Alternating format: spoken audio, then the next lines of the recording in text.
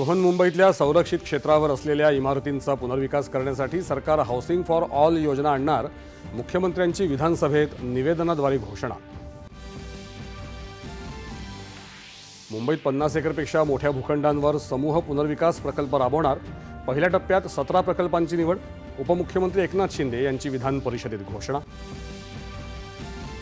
राज्यातल्या शिष्यवृत्ती योजनांच्या अंमलबजावणीत पारदर्शकतेसह समतोल राखण्याचा प्रयत्न. मात्र गरीब वंचित विद्यार्थ्यांवर अन्याय होऊ देणार नाही.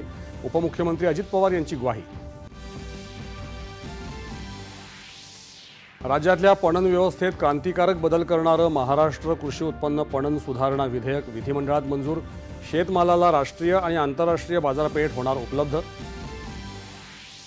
राज्यात बेपत्ता मुलांपैकी 90% मुलं शोधली जातात. या गुन्हेगारीला चाप बसवण्यासाठी सरकारचे गंभीर प्रयत्न सुरू. राज ठाकरे यांच्या पत्रावर मुख्यमंत्र्यांचं उत्तर. राज्य सरकार अन्न प्रक्रिया क्षेत्रासाठी धोरणात्मक निर्णय घेत असून विदर्भात उद्योग वाढीला प्रोत्साहन दिलं जात आहे. मुख्यमंत्री देवेंद्र फडणवीस.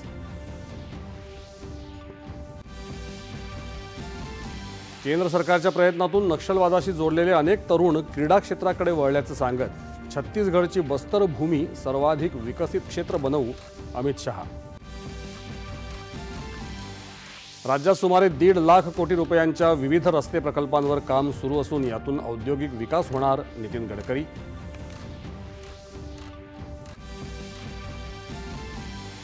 संसदेवर झालेल्या दहशतवादी हल्ल्यातल्या शहीदांना राष्ट्राचं नमन. संसद भवन परिसरात उपराष्ट्रपती पंतप्रधानांसह मान्यवरांनी वाहिली आदरांजली.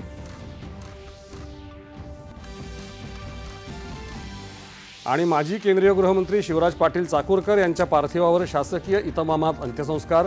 लोकसभेचे अध्यक्ष ओम बिर्ला, केंद्रीय मंत्री संजय सेठ यांच्यासह अनेक मान्यवर उपस्थित. नमस्कार.